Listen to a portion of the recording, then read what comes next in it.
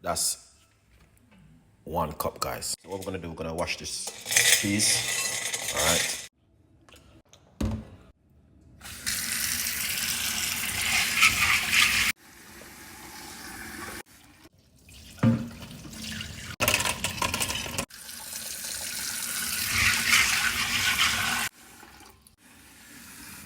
Okay, guys, so this is washed and ready. Now we're gonna put some garlic.